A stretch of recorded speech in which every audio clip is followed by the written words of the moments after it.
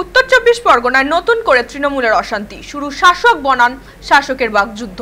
বনগাঁয় ফের মাথাচাড়া দিচ্ছে তৃণমূলের অন্দরের দ্বন্দ্ব। এবার বিজয়া সম্মেলনের মঞ্চ থেকেই শুরু নতুন রাজনৈতিক তরজা। জেলা সাংগঠনিক তৃণমূল সভাপতি বিশ্বজিৎ দাস কারণ নাম না নিয়ে দলীয় কিছু নেতা ও প্রধানদের বিরুদ্ধে তীব্র কটাক্ষ করেন। তার বক্তব্যের আক্রমণ ভঙ্গি থেকে এটা পরিষ্কার যে নিশানা তার নিজের দলের একাংশের দিকে। অপরদিকে তার এই মন্তব্যকে ঘিরে ক্ষোভ উগরে দেন তৃণমূল সাংসদ মমতা বালা ঠাকুর। শুক্রবার গোপালনগরের এক পৃথক অনুষ্ঠানের মঞ্চ থেকে তিনিও নাম না করে পাল্টা কটাক্ষ করেন জেলা সভাপতিকে। ফলে প্রকাশ্যে বাকযুদ্ধ দুই প্রভাবশালী তৃণমূল নেতার। দলের অন্দরের এই প্রকাশ্য বাকযুদ্ধকে ঘিরে ইতিমধ্যেই তীব্র চাঞ্চল্য বনগাঁর রাজনীতিতে। প্রশ্ন উঠছে, এ কি শুধুই মতের অমিল নাকি দলের ভেতরের আরো কোনো বড় অশান্তির ইঙ্গিত? এখন দেখার বিষয় তৃণমূলের এই অন্তর্দ্বন্দ্ব কত দূর পর্যন্ত গড়ায়।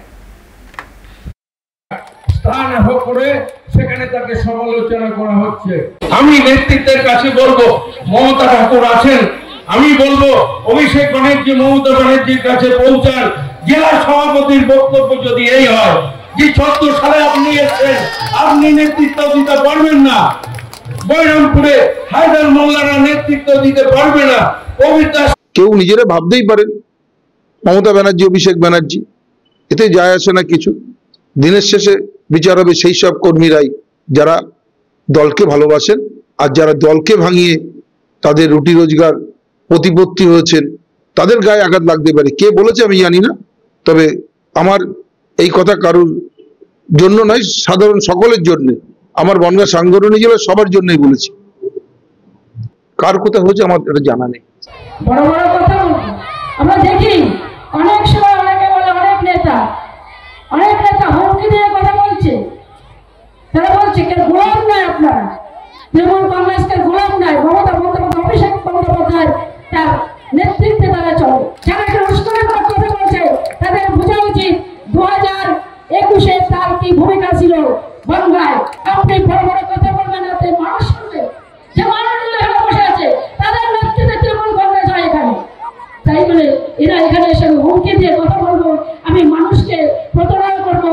আজকে আমি এখানে পঞ্চায়েত সমিতি জেলা গঠন করবো আর তার মাধ্যমে কিছু রসদের জোগাড় করবো।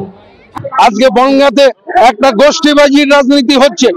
আজকে গোপাল শেঠের বিরুদ্ধে অনাস্থার চক্রান্ত হচ্ছে, কেউ মুখ খোলে না। আজকে অভিমানে আমরা মুখ খুলতে বাধ্য হচ্ছি। তৃণমূল প্রকাশ্যে যাই আসুক না, গোষ্ঠী কন্দল তৈরি হলো, আসবে গোষ্ঠী না, এটা প্রকাশ্যে না। এটা যেহেতু জেলা সবাই, যেহেতু ব্লক সভাপতি ব্লকের মিটিং গুলোতে জেলা সভাপতি পক্ষে আক্রমণ করছে, তার জবাব দিতে আমরা বাধ্য হচ্ছি।